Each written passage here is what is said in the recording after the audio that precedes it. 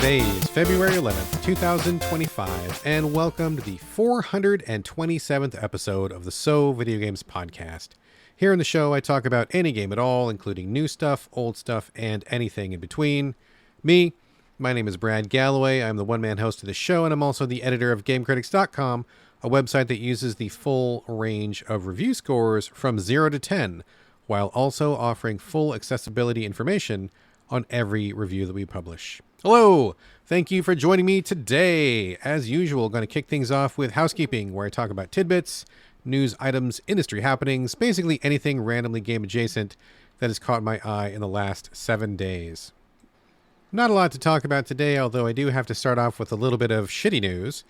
I got an email from somebody who was apparently being approached by someone who was impersonating GameCritics.com on Discord. So just a heads up, well, a couple of things actually. So if you see GameCritics.com on Discord or GameCritics with the orange logo, it's fake. It's all fake. I'm the only person who sets up accounts for the website or Video Games podcast, and we are not on Discord as GameCritics. There's nothing there, and we certainly wouldn't ask anybody for money. So if you get approached by anybody, you see GameCritics in a way that seems suspicious, if it's not from me specifically, personally, like, I'm the guy behind all this stuff, and if it's not me, it's not me. So don't be fooled. Don't give anybody your money. Please be cautious. Don't give anybody your passwords, social security information, anything. It's all a fraud. So please, just heads up that someone is out there on Discord impersonating us. So don't be fooled. Also, pretty shitty. I got another email. Kind of a shitty week this week. Super shitty. Somebody has been taking reviews from GameCritics.com wholesale, the entire review, and then reposting them on their, I don't know, AI-created spam site or something. A reader sent me a link to a review site and said, hey, this looks like your review, check it out. And I did, and it is. It's our review. They kept the original author's name, all the formatting, everything about it, even our disclaimers at the end, and they just posted it under some new website. And I got kind of steamed about it. This is the first time it's happened, but it hasn't happened in a while. So I went to this bogus-ass fucking cheap shit website, and there's no contact, there's nothing. It looks like just like an AI, scraping the web to make up some kind of weird website for clicks or whatever. So I couldn't even complain to anybody. Who do you complain to? The king of the internet? I mean, what do you even do with that? So just a heads up, there are people stealing our content. I mean, not much to do about it, but please let me know if that happens. I will try to do anything I can. And I guess if you do know the king of the internet, please let me know, and I would like to talk to His Royal Highness and see what we can do about getting these people ganking our stuff out of here. It's just dirty, man. Just fucking dirty. I really don't appreciate it. It takes a lot of time and effort to do all these things, to build up a name brand, to get reviews out published, and build relationships with PR, and then have people come and just steal your shit is just not cool. It's not kosher, my friend. Okay, so that's all the bad news this week. Talking about podcasts as we are, and as you're listening to one right now, let's keep that going. I want to give a quick shout out to the brand new Two Guys, Three Consoles podcast, starring good friend Jeremy Fowler and other good friend Matt Leach. They have gotten it off the ground recently. I believe they're up to episode number 4, which is great. Picking up a lot of listeners. Seems like they're kind of a brand new favorite, so I want to say congratulations to both those guys. And since we're talking about podcasts, I want to give a quick shout out to a couple of my other favorites. Now, disclaimer, I'm sure that I'm forgetting some. If I don't say your podcast, it doesn't mean I don't like it, I don't listen to it. It just means I got a shit-ass memory and I cannot remember everything. So I will do my best, but if I don't remember, I apologize in advance. It is not intentional. But I do listen all the time to Game Burst, listen to Experience Points, Gaming in the Wild, of course, Tales from the Backlog, the Pre-Order Bonus podcast, and I feel like there's probably a couple more that I am not remembering right now. But those ones are all great shows. So if you're listening to this show, it means you're a person of, refinement and good taste, sophistication, probably sexy as hell. And if you need more podcasts to listen to, maybe check out some of these shows. I think they might be up your alley, so check that out. As far as game announcements, pretty light week. Last week was really, really heavy. This week is light. The only thing I saw that was worth mentioning was that Vampire Therapist, one of my favorite visual novels from the last couple of years, has just come out with a DLC called Couples Therapy. Little Bat Games, the developers, have put this out. It is now available currently, and their description is: players will slip back into the spurred boots of Sam Walls, a reformed cowboy turned accomplished therapist. Sam has his work cut out for him as he seeks to help two vampires battling with both domestic and personal struggles, as well as social discontentment following their demises during bloody revolutions in France and Iran. So, cool stuff. I love Vampire Therapist. I've talked about it a bunch. I think it's amazing. I just gave away a free code in the So Videogames Discord. And in case you don't know, we do have a Discord, which I'll talk about later. But we do give a lot of codes. People chip in their free codes. I put in a lot of free codes that we don't end up using. So, come join the discussion and maybe get yourself a free game. And that was one of the games that I just gave away. So there you go, Vampire Therapist DLC. Check it out.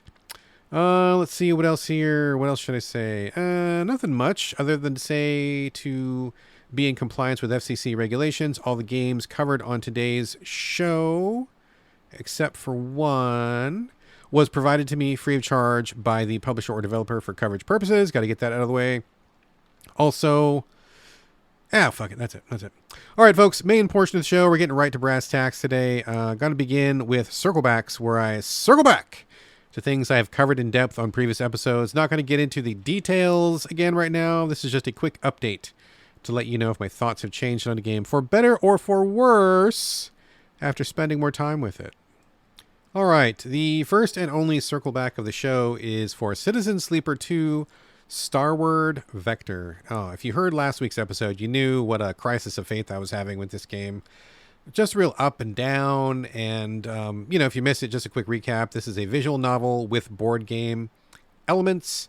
The first Citizen Sleeper was my absolute game of the year by quite a large margin when it came out, I think, 3 years ago, something like that. It just blew me away back then. A huge fan. Put out by Gareth, Damian Martin, and their studio. So Citizen Sleeper 2, I talked about it at length last episode. Please check out that show if you want to hear more details. But it felt like things were going well. I got off on the wrong foot with it. I do think that there are issues with the UI and some gameplay elements which are not clearly explained that led me to get off to a catastrophic start when I began my game. I've seen many other people say similar, where they kind of had to abandon their first playthrough because they made too many mistakes and just didn't really get what was going on. And so they found themselves at the bottom of a trench and didn't want to dig themselves out. I was in the same situation, so I restarted, and on the second playthrough I hit a glitch which messed up my game. I reported it, and apparently it was fixed. I think it was PS5 specific, but there was a problem with the in-game counters where I thought I had more time than I did, and then I didn't because it was broken, and so it messed up my my game save. And so I restarted again for the third time. And this third time I thought was going to be the charm because I understood the systems, and plus the game had been patched apparently, and so I was going to just make my way through it. Things were going well. I was making the choices I wanted to make. I got out of the initial, rough patch in the game. When you start this game, you're an android that has no resources, and you're kind of stumbling your way through some things. It's a little bit, patchy at times, but now that I knew what I was doing, I was able to find resources quickly. Got my sea legs under me, and things were going well. And in fact, I was feeling very good about this playthrough. I got the teammates I wanted. I was making some good rolls. I understood the systems. I was avoiding the stress. And I even got to a point where I made a bunch of money. I was so comfortable I was able to grind for a little bit, and I had $1,500 extra. And that's not a lot of money in some games, but in this game, it's quite a huge amount of money. So I had lots of money to go, and I had lots of supplies, and things were going well. And then I had a problem. I hit another glitch. I was going on an important mission, a very important mission. And what happened was, in this game, you can bring along two teammates who will add their dice rolls to your dice rolls when you're doing the board game mechanics. And so I was very careful about the teammates that I chose. I wanted to compensate for my weaknesses, and I had a very balanced team. We start off on this mission. I'm not going to spoil anything, but we start off on this mission. And what happened was there was a bug. There was another glitch.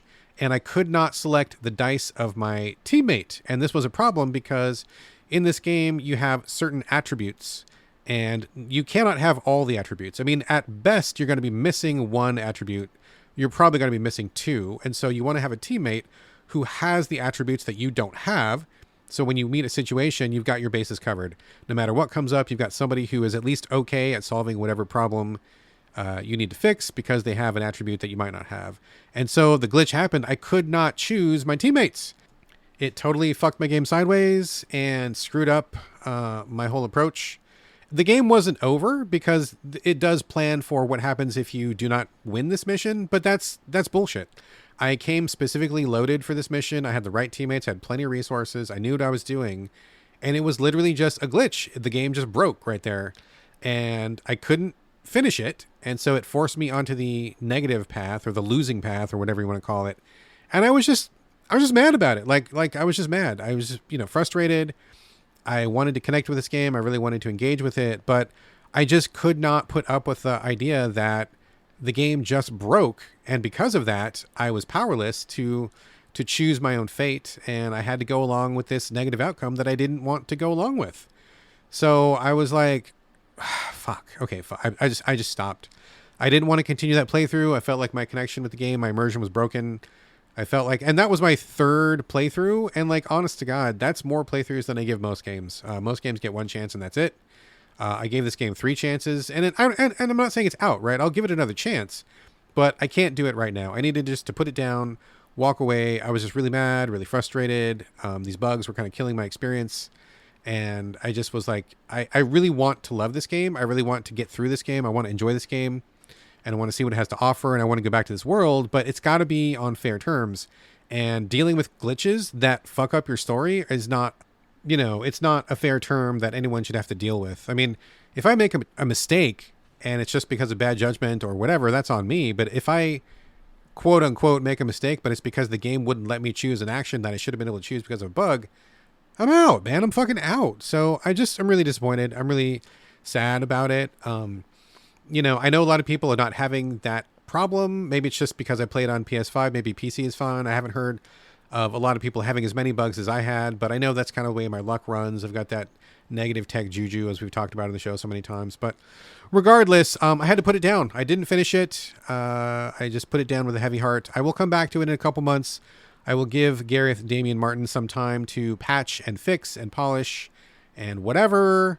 And I will gladly come back to it in a couple months when I have cooled off and the disappointment has subsided and I'm ready to try this game for a 4th fucking time, which is, again, more than I give basically any game on Earth. So there you go. So I guess put a pin in this for now, TBD, and I will get back to it later. Next game is Moons of Darsalon.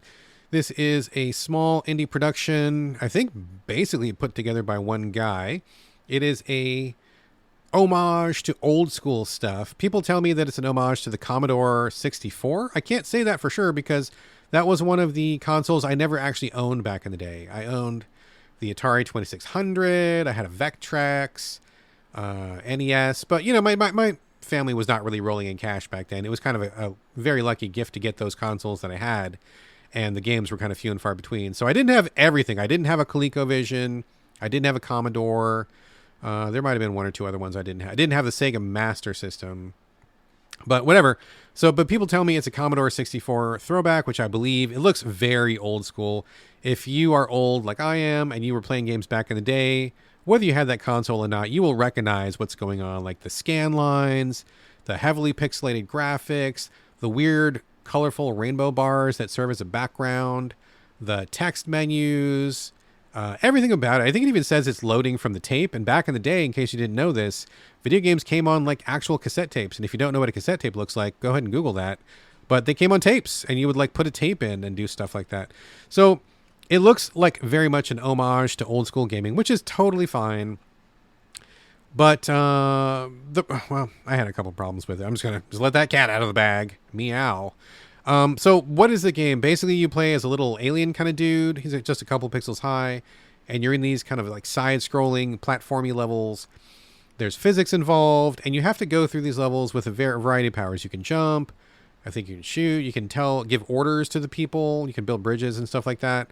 And so it's a lot like Lemmings, if anybody knows Lemmings, where you have to herd a bunch of aliens from one corner of the map to the other, and they'll often die along the way. You have to kind of like guide them and make sure they don't hurt themselves. Same thing here in Moons of Darsalon. It feels like a sci-fi Lemmings. So you're the little alien guy. You got to walk your way through these platformy levels, 2D platformy levels with this very old school graphical vibe. And when you see other aliens, you have to tell them, walk left, walk right, come here where I am, or stay where you are. So you've got those 4 commands. and then you have to kind of navigate them around the map, whatever seems best, and try to prevent them from taking damage. Of course, there's like a million obstacles. There's like dripping orange goo. There's some other aliens that are aggressors. There's falling damage and stuff like that. So it's kind of like a 2D action-y puzzle game, a little bit like Abe's Odyssey as well, if anybody remembers that. So kind of like Lemmings and Abe's Odyssey had a baby, and it looked like a Commodore 64 game, if that makes any sense to anybody at all.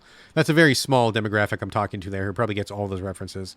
But if that's you, then Yahtzee, you know what I'm talking about. So it seems like a good premise, but I will say I had an allergic reaction to this game like almost immediately. Part of it is I turned off a lot of the graphics. Like the graphical presentation was like a bit heavy-handed. It was just kind of hard to look at, so I turned a lot of that off. But as soon as I start playing, there's something very strange about how the game moves, and it was making me like sick. So when you're watching it, the entire screen moves up and down as your guy is also moving up and down. So your little guy that you're maneuvering through the levels is clambering, he's jumping, he's walking around these little bumpy dirt roads or whatever. But then the screen is also like vibrating every single time he goes up, rather than the screen holding still, like basically every other fucking game in existence.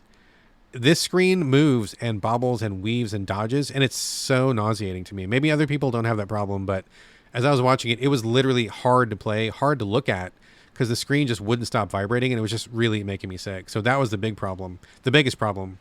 But then other than that, there are also problems. I found it just really obnoxious to play this game. It's very aggressive towards killing your little guys. There's all sorts of little frustrating things about it. Like maybe the guys not quite doing exactly what you want them to at the right exact time. Sometimes they will take some damage when you didn't think they should take some damage. Sometimes they'll get hit by an obstacle that feels really hard to avoid.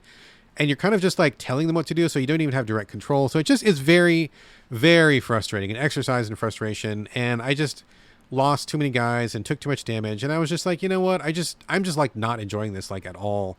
And I realized that maybe the difficulty is part of the old school throwback homage, but I guess we've moved on since then. I just don't need to live in that world anymore. I can appreciate the aesthetics and the concept, but just playing those games these days is just not fun. And I don't think that this game has a lot of fun in it. A lot of frustration for sure, but not a lot of fun. So that's a thing.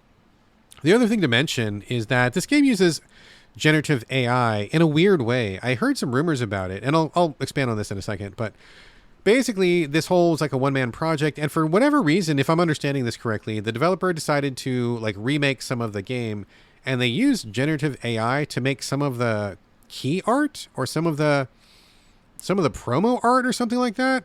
It wasn't even really anything to do with the game, and I think that if you go into the game itself, you can even switch back and forth between the original artwork, which is still there, and the AI promo art or whatever.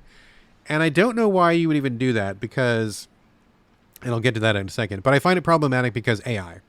So this was like a totally unnecessary thing that the developer didn't need to do. There was already art existing there, and I think that it's debatable that anybody needs to use AI for anything in general. So that was kind of another sour point too as well. And this is actually going to be, as far as I know, or at least as far as I intend, the last game that's ever going to be using generative AI on this podcast or at GameCritics.com. So overall, put a pin in that for a second. Overall, Moons of Darsalon, I did not enjoy this at all. I mean, I appreciate like the vibe of it, like the old school homage, but like the graphics were problematic. The motion of the levels was problematic. And I think the difficulty is problematic. I did not get that far in this game because I found it just really hard to look at, but I heard some other people tell me that this game uses quote-unquote adaptive AI, whatever that means, and from what they were saying, it gets harder and harder, as in the AI of the game kind of fucks with you more and more in terms of your little lemmings not following your orders or doing weird behaviors and stuff like that, which seems to me totally unnecessary for a game that's already like pretty difficult from the get-go. So a pass on Moons of Darsalon. Yeah, I'm going to just say that one's done, not coming back to that one. And getting back to the AI thing for a second, I'm in the middle of crafting a formal position statement for GameCritics.com, and I believe I've mentioned this on the show here before, but I'm pretty much against the use of AI for anything to do with the creative fields.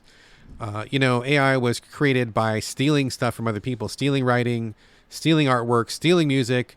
None of those people got paid. Most of them didn't even give their permission, and now that is taken and wrapped up in some kind of weird hard drive somewhere, and it's using up a bunch of resources, water and electricity, to spit out stuff like cats with wings and big boobs or whatever for people who can't draw, or to write out a bunch of like erroneous information when you do a search using AI and stuff like that. It doesn't really add a lot of value to my life or this world, I don't believe.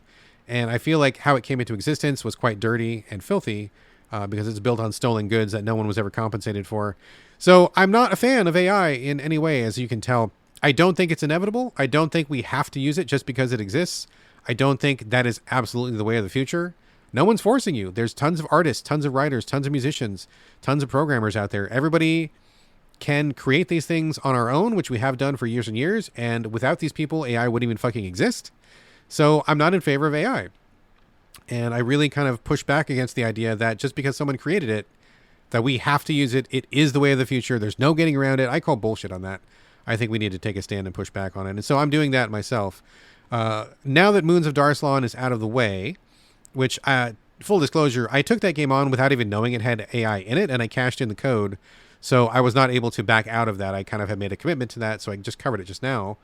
But from this point forward, I will not knowingly accept any game that has AI in it. I'm talking about writing, music, PR art, background textures, anything, writing, anything. Any AI in a game, I will just simply not cover that game, and I will let people know why I'm not covering that game. So that's my stand, and I'm pretty sure I'm going to have that carry over to GameCritics.com as well. I put out a brief statement to the people who write for me at Game Critics to get their opinions, and the overwhelming response was basically in support of what I'm saying here, of just we need to push back on AI in general. We had a couple people, and I'm not naming names, who were opposed to that, who felt like AI is the way of the future, and we're being Luddites if we don't get on board, or that it's the same as the Industrial Revolution, and if farmers had pushed back on machines, then we wouldn't have the corn and food that we have today. And I get all that. I don't think it's quite the same. But I think given the circumstances of how AI has come about, what it means to the world right now in terms of resources, and about how it's putting people out of jobs who would otherwise be doing these jobs, I just can't get behind it at all. And so I think pretty soon I'll put out that statement, and you can look forward to not seeing games with any use of AI whatsoever at Game Critics or here on So Video Games. And if you've got thoughts on that, I would love to hear it. Let me know what you think. In favor, disagree, whatever you think about that, I would love to hear what you have to say. All right, next up is Spirit Swap, Lo-Fi Beats to Match 3-2. This is one that I actually kickstarted, so full disclosure that I did put money into the development of this one. I thought the art was just really adorable when I saw it, and I like to support indie developers, and so I put some money, I think $10 or something, whatever the minimum contribution was to get a PC code. So that's what I got, and they sent it to me, and the game was successfully kickstarted, and it all came through, and here we are today. So the final, 1.0 is out. I believe it's also, no, I think it's just on PC right now. It might be coming to console, but it is controller compatible, which is nice. I was using my Xbox controller with that. This is kind of a sort of a story game, kind of a dating sim, a little bit maybe, but mostly it's a puzzle game, and people compare it to Puzzle Depon, which I have not spent a lot of time with, but basically it's like a falling blocks game where you can only match horizontally. You can't spin things like Tetris, you can't drop blocks, you can't move things like a regular match 3, it's only like left to right switching. And gravity is a part of that. So if you need a block to fall, then you take blocks away from underneath it. And then when there's a gap there, it falls down. And you want to have 3 in a row or make a specific shape, like a star shape or a diamond shape. And that'll do like special combos. So basically just like a match 3 kind of puzzling game where you can only match horizontally. It's tough. I don't know that I care for it that much. I think it feels kind of restrictive to me after playing so many other games like, Marvel Puzzle Quest or Tetris or anything along there's like a kajillion, block dropping type games out there. And this one feels a little bit more restricted to me. So not sure that the gameplay itself is my jam, but I do like the artwork. The premise is that you are a witch or something of some sort, and you're in this village, and the blocks are called spirits. And so you're trying to keep the spirits out of your village, but they keep getting in, and so you have to go and match them away to clear out the village. The artwork is just, again, adorable. Really colorful, very, queer forward, queer friendly. I really like the designs a lot. All the characters are obviously, queer in some way. There's, a group that's like a triad or a polycule, I think they called it, and then a lot of the people are fairly androgynous or perhaps non-binary. And so I think that's very cool. I'm all for that, 100% in support of it. And I think the artwork is just really amazing. And that's what sold me on it in the first place, was the artwork. I'm a sucker for good artwork, as anyone who listens to the show knows. But I will say I kind of fell off this game pretty quickly. I think, number one, just because I didn't really care for the puzzle style of just having horizontal puzzle matching, just felt so restrictive. But also, like, there's a lot of talk in this game, and I didn't feel like it really got to anything. I didn't really get to anything really rich or fascinating enough to kind of keep me in. I noticed I was kind of skipping through the puzzle sections to see what else people were going to say, but then when I got there, they were kind of long-winded conversations that weren't really catching my attention. So don't have a lot to say about this one, other than I think that if you are looking for, a queer-forward game, queer-friendly game, I mean, it's definitely one to look into for that. It's definitely in that neck of the woods, which is great. And if you want a puzzle game that feels different than the other games I mentioned, it's certainly different. So maybe this will be more your jam than mine. It just didn't connect with me. It didn't click with me. I don't regret backing it. I don't think it's a bad game at all, but there just wasn't enough here to kind of really keep me focused on it. So I bounced pretty quickly. So I'm glad it exists, though. I'm glad it's here. I think that we need more games of this kind, just so that other people can have things to identify with and relate to and play that is more up their alley. So anyway, that was Spirit Swap Lo-Fi Beats to Match 3 to. It's available, I believe, only on PC now, but I wouldn't be surprised to see it coming to console at some point in the very near future. All right, last game of the show is something that I will use to fulfill the oath that I give to you, dear listeners, at the beginning of every episode, where I say that this show will cover new stuff, old stuff, and anything in between. That is very true this week. After I kind of burned out on Citizen Sleeper 2, I was feeling kind of bummed, and I'm like, well, I've got a couple days now, because I was planning for that game to take up more of my time. I'm going to just grab something from the backlog that I want to just sink into and play and have a good time with. And I chose something that I've been wanting to play for quite a while, but I have not gotten around to until literally just now. Gears Tactics. Originally released in 2020, so 5 years ago, which is not like an ancient oldie, but I mean, that's a little while in terms of games. I mean, it's available on Game Pass, which is where I'm playing it right now. I subscribed to that service, so I just downloaded it for quote unquote free. And I was really curious to jump into this. I played a lot of the Gears of War games, the traditional, third person stop and pop type games, back when they came out. I think I've played almost all of them. I don't think I played the most recent one, but I did play all the rest, and I played them in co-op with my wife, which is really what made them fun. I'm not really huge on shooting in general, but when you are with a friend, that makes any game better. That's my official stance, and my wife and I just had a great time playing these. Where one of us would be, I think I would be like Marcus Phoenix, and she would be Dom, whoever his name was. And we would just kind of like, be a couple of meatheads running around with our thick thighs and shooting these grubs that come up from the core of the earth or whatever, and just, covering each other's backs and shooting and, doing the little, like, you take one path, I'll take the other, and we'll cover each other from far away and that whole thing. Team kills and stuff. It's just a good time. I think, I don't know that I would have played them on my own. Probably wouldn't have, but playing them with my wife was great. And it's one of the fun co-op times we've had in the past. And so I've got some fairly pleasant memories of Gears, not because I'm a big fan of the kind of like quasi 40K aesthetic or the big, thick, chunky bear, kind of vibes from it, or even the action, honestly, but just because I had such a good time with those games with my wife, and that just kind of gave it like a little shine in my mind, whether it's deserved fully or not. But I am a fan of tactics. Everyone knows that I love turn-based tactics like XCOM and that kind of stuff. And so I knew this existed. I just didn't get around to it back in the day. It went through some fixes and patches. They added some content to it. And I'm like, I made note of all that mentally, but did not actually get to it until literally just this week. And I'm glad that I did. I'm glad I remembered it. I'm not sure what about it made it come back to the forefront of my mind now after all these years, but something about it just popped. I'm like, oh, I don't know why, but I think that would be a good game to play this week. And you know what? It really was. So what is Gears Tactics? It's in the Gears of War world where you're on this ruined, is it Earth? Maybe it's not Earth. Maybe it's another planet, but whatever. It's like an Earth-like planet where these monsters that are all gray, these kind of, troll-looking weird monsters pop up from the Earth's core and wreck shit for the humans who are above, and the humans who are above have to get on these. I mean, they're all like mega burly dudes. Like, it's almost comical how burly they are. Giant tree trunk thighs and these huge barrel chests and big blocky cinder block heads and stuff.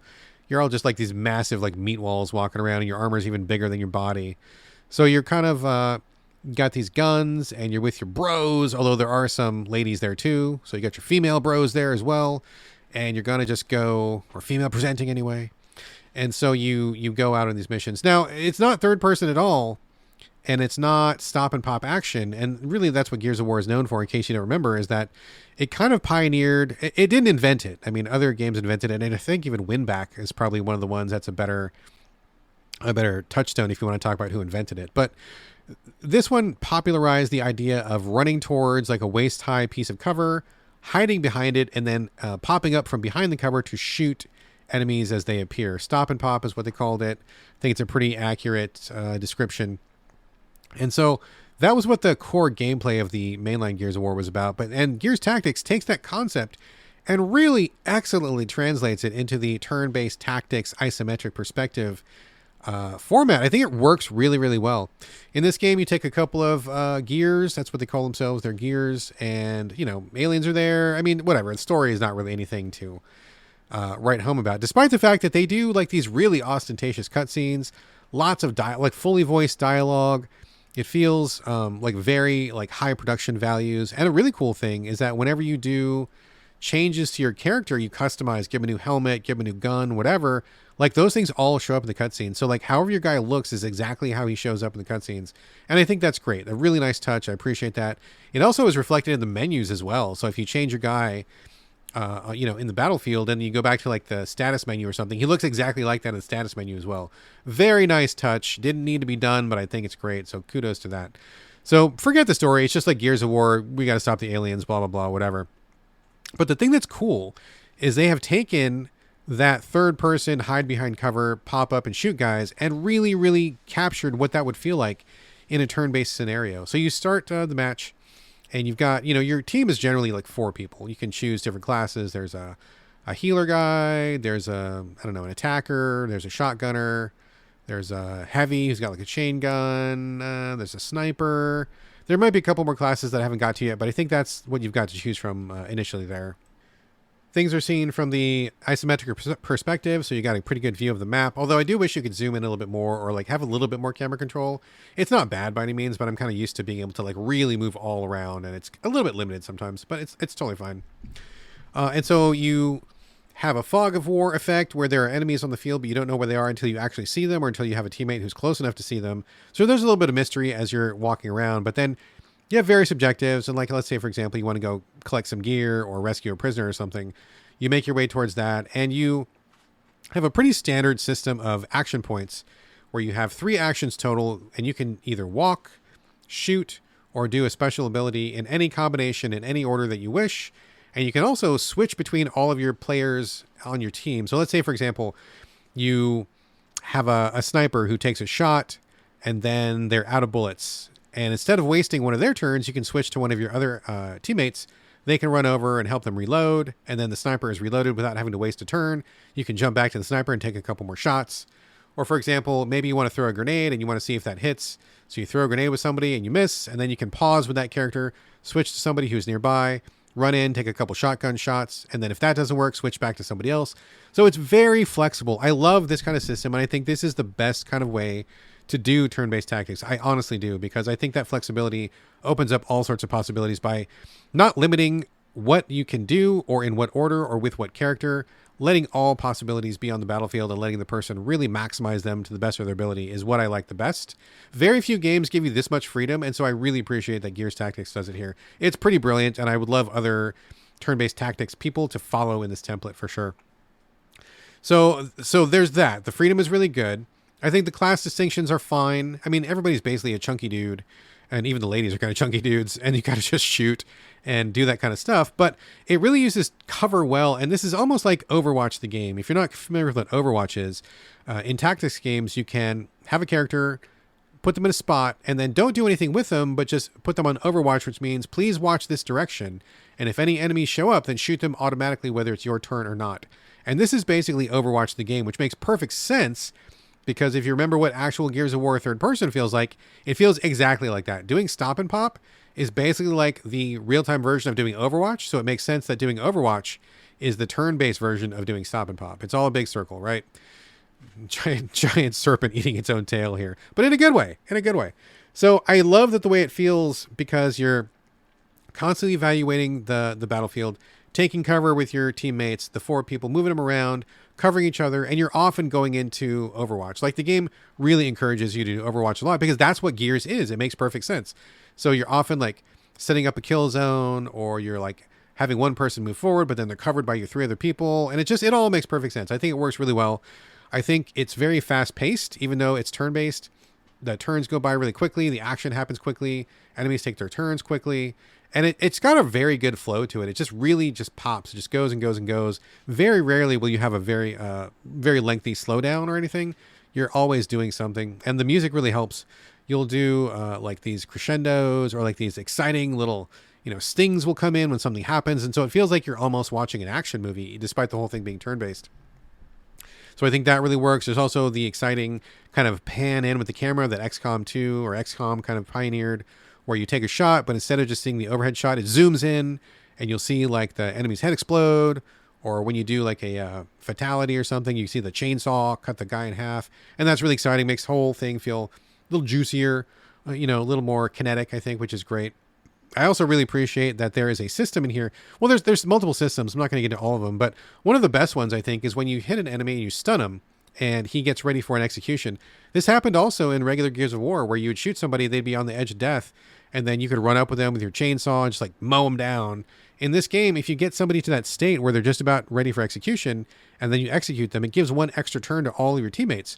So if you shoot carefully and you kind of manage the battlefield, you can manage to get like 2 or 3 enemies all in that near-death state at the same time, and then have one person go in there and execute them. Then all of a sudden your entire team has like double the turns, and then you're shooting and going crazy and just like, laying waste to all the enemies. It works really, really well. I think it's fantastic. I'm really enjoying this game quite a bit. I think all the systems are really polished and really smart. Well done. I think the graphics are good. It's Gears vibes, but if you're okay with Gears vibes, then it's exactly what it looks like. Very polished, nice touches. All the menu stuff I talked about earlier is all really good. I'm definitely into it. The only concerns I have so far are that people have told me this game is extremely long, which isn't necessarily a bad thing because I've really been enjoying my time with it, but I am starting to notice some of the missions are repeating, especially the side missions. You'll do a couple of the same types of side missions.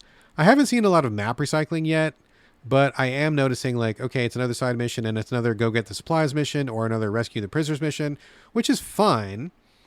But I don't know that I want to repeat this for like another 40 hours. I don't know how long this game is supposed to be, but people have said, watch out, it does get pretty long and it may not have enough content to justify the length, especially when you start repeating stuff. So that's something to be aware of.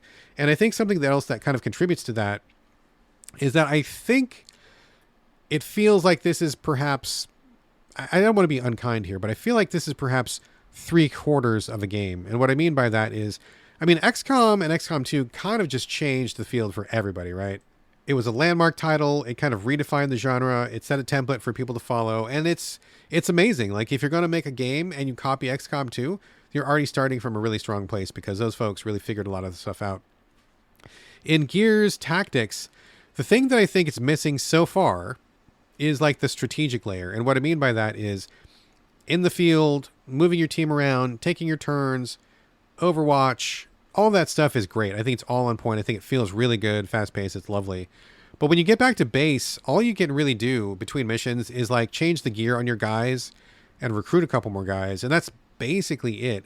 It feels like there's something missing here. It feels like I want to have research to open up new weapons or open up new classes. I want to maybe train guys to have different abilities or respect them somehow. Maybe I want to incorporate a new vehicle and I want to build a vehicle and it takes a couple turns. Or maybe there's some kind of emergency that I have to go resolve. A lot of that stuff is in XCOM and many games of this type, but I just don't feel there's anything to do on there's not even a map, actually. There's no map. You can't really decide where you want to go. The game just gives you missions. And so I think that's really what's missing. I think this is so close to being an all-timer, but it needs that extra bit of crunch. It needs that extra bit of strategy, that little bit of content where you're managing something that's not on the battlefield. And I don't think it's wrong to have this much action on the battlefield. Not at all. I think this is great action. I'm loving it. I think it's really well done. I just want to do something a little more meaningful between missions. I want to train guys. I want to build a base. I want to drive somewhere.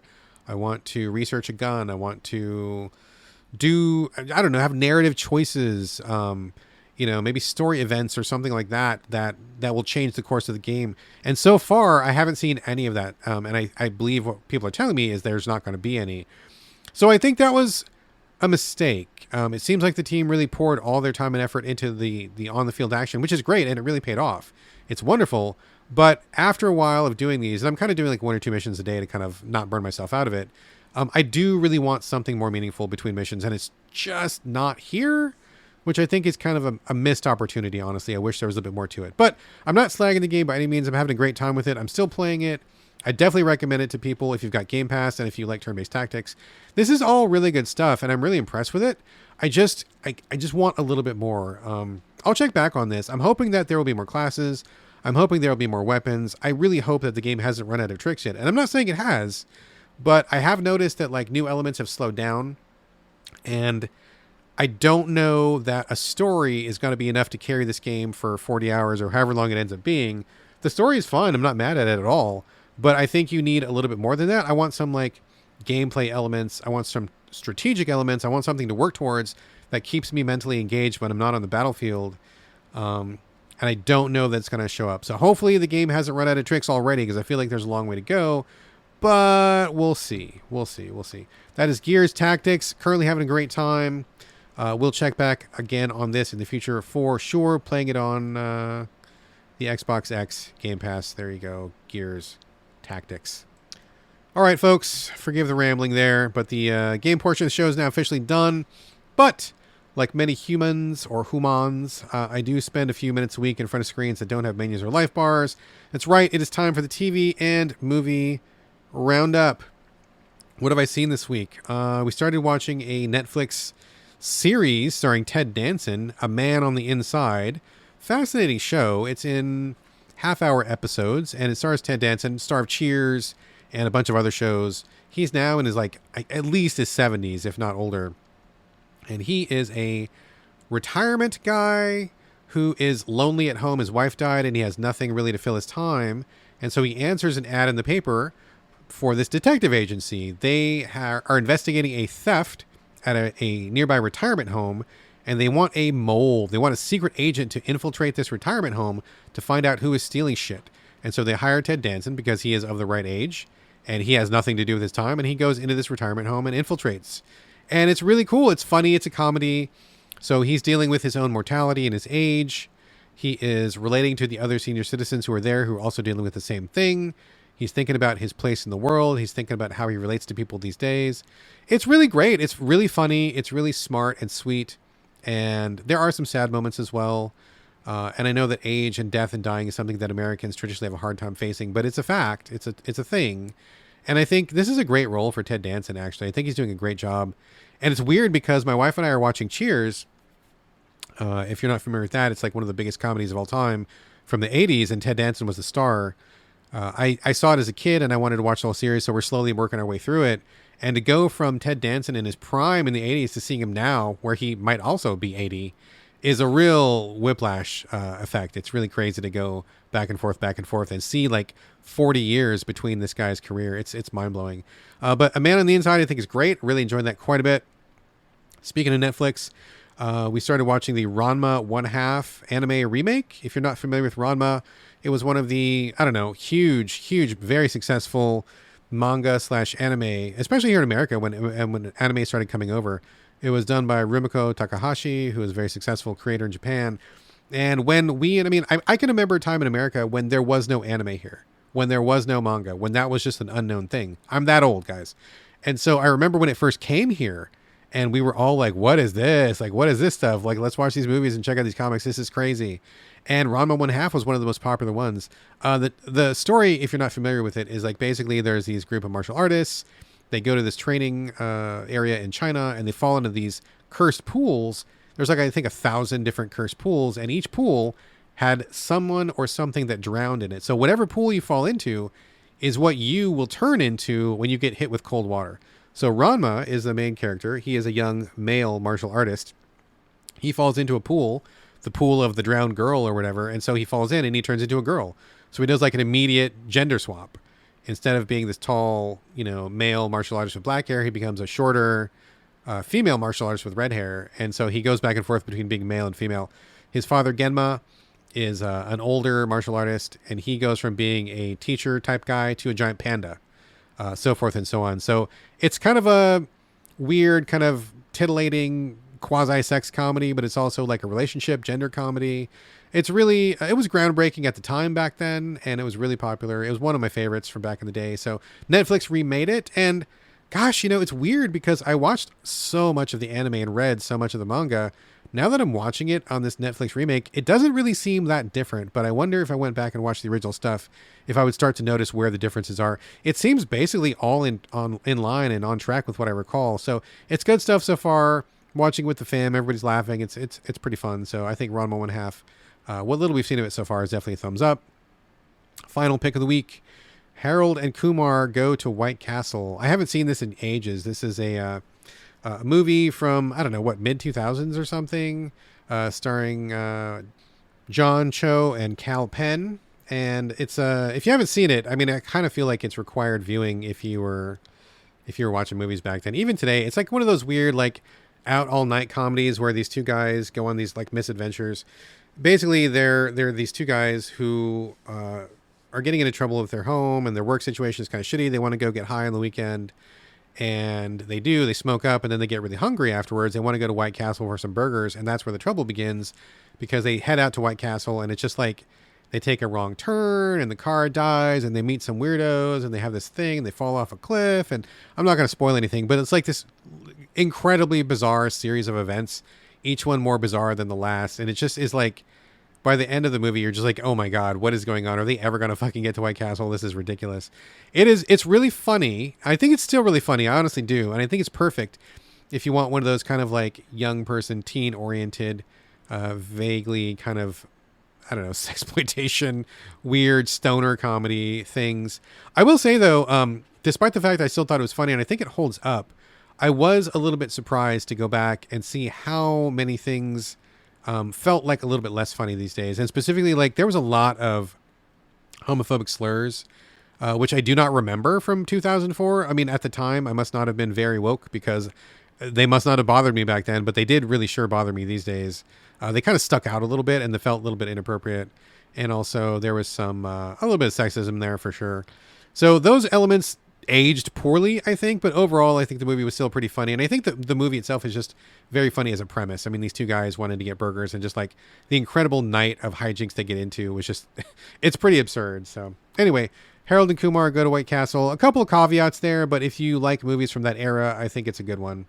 All right, folks, that is a show. Before the closing music, I would love for you to leave reviews, share the show on social media, and most important of all, please recommend the show to your friends, because nothing beats good old word of mouth. And as always, I would love to get your cues and your comments. You can email me directly, sovideogamespodcast@gmail.com, or hit me up on social media. You can find me on Instagram and Blue Sky. It's my name, BradGallaway, all A's, no O's. You can also reach me in the Soviet Games Discord, which is totally free of charge. Just drop a line to me through any of the channels I just mentioned, and we'll get you on board to continue the conversation, get some of those free games as well. And finally, if you want to help support the show with the cost of running this podcast, you can do that over at patreon.com/the Soviet Games Podcast. Every single dollar helps, and €1 helps that much more. All right, folks, that's going to do it for episode 427. Thank you again for joining me here in the Soviet Games Podcast, and I'll see you next week.